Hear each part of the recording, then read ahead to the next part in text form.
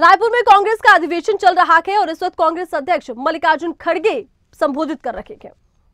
हुए यहीं से कांग्रेस एक जन आंदोलन के रूप में जनता के सामने आई और पूरा देश कांग्रेस के साथ खड़ा हुआ। बेलगाम में ही पहली बार कांग्रेस ने छुआछूत और जातीय भेदभाव के खिलाफ संघर्ष को अपने एजेंडा में आधिकारिक रूप से शामिल किया। ये विचार आगे चलकर भी वंचित वर्गों के लिए समान अधिकारों के संवैधानिक गारंटी का आधार बना। इसीलिए मैं याद कर रहा हूँ महात्मा गांधी जी का, क्योंकि एक ही बार वो कांग्रेस प्रेसिडेंट बने, वो भी कर्नाटक से बने और वहाँ छुआछूत की एक रेजोल्यूशन पास करके सारे देश में उसका प्रचार करने का उन्होंने काम किया। इसीलिए उनको मैं इस वक्त याद करता हूँ। और 75 वर्ष में आज देश सबसे कठिन चुनौतियों से गुजर रहा है। सत्ता में बैठे लोगों ने देश की जनता के अधिकारों और भारत के मूल्यों पर हमला बोल रखा है। इसीलिए आज एक नए आंदोलन के शुरुआत की जरूरत है। हर कांग्रेस को, हर देशवासी को आगे बढ़कर, उठकर संकल्प लेकर ये कहना होगा, सेवा, संघर्ष और बलिदान। सबसे पहले हिंदुस्तान, सेवा, संघर्ष और बलिदान, सबसे पहले हिंदुस्तान, ये हमारा नारा होगा। और देश को आज सेवा, संघर्ष और बलिदान की जरूरत है, क्योंकि भारत अपने सबसे कठिन दौर से गुजर रहा है। आज भाजपा अपने सत्ता के स्वार्थ के लिए संसद से लेकर सभी संवैधानिक संस्थाओं की मर्यादाओं का अधिकार को तोड़ रही है। भयंकर रोजगारी युवाओं के भविष्य को अंधेरे में धकेला जा रहा है। कमर तोड़ महंगाई से जनता के घर के बजट बिगड़ गया है। नोटबंदी और गलत जीएसटी से छोटे कारोबार एमएसएमई को बर्बाद कर दिया है। फसल की कीमत न देकर किसानों की आमदनी को खत्म कर दिया है। नफरत के माहौल में देश के सामाजिक माहौल बिगाड़ दिया है। और यही नहीं, ईडी, सीबीआई, इनकम टैक्स, सारे एजेंसीज को चुनी हुई सरकारों को गिराया जा रहा है।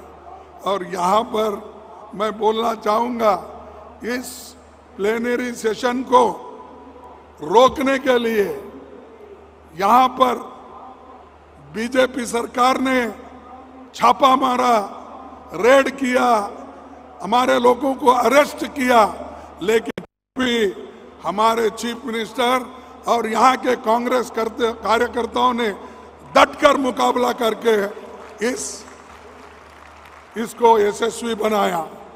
ये है कांग्रेस के लिए एक बहुत बड़ी ताकत। ऐसा हम लड़ने का भी सीखना चाहिए, मुकाबला करने का भी सीखना चाहिए। अगर रोते बैठे तो कुछ नहीं मिलने वाला है। अगर आप लड़ते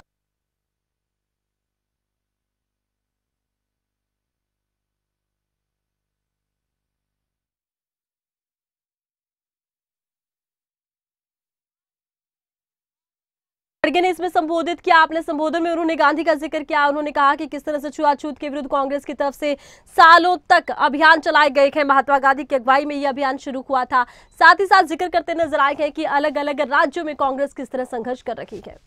एक तरफ तोड़ने की संस्कृति, तो दूसरी तरफ आज की सरकार और उसके हुक्मरानों ने द्वारा बनाई जा रही अमीर और गरीब के बीच की गहरी खाई।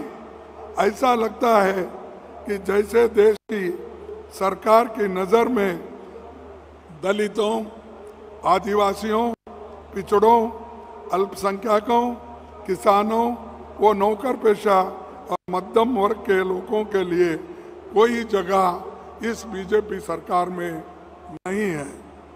पहले तो नोटबंदी की ऐतिहासिक बेखूबी ने छोटे और लघु उद्योग पर तालाबंदी कर डाली और 2 करोड़ से अधिक लोगों का रोजगार चला गया।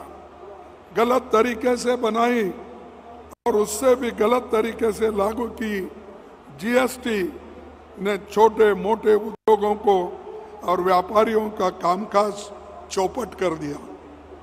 कोरोना के दौरान केवल 4 घंटे के नोटिस पर रात के 12 बजे की देशबंदी ने करोड़ों मजदूरों की दर बदर की ठोकरें खाने पर मजबूर कर दिया। न दवा मिली, न डॉक्टर, न इंजेक्शन, न ऑक्सीजन, यहाँ तक कि अंतिम संस्कार भी नसीब नहीं हुआ। एक तरफ 12 करोड़ लोगों का रोजगार चला गया तो दूसरी ओर 23 करोड़ लोग गरीबी की रेखा से नीचे धकेल दिए गए।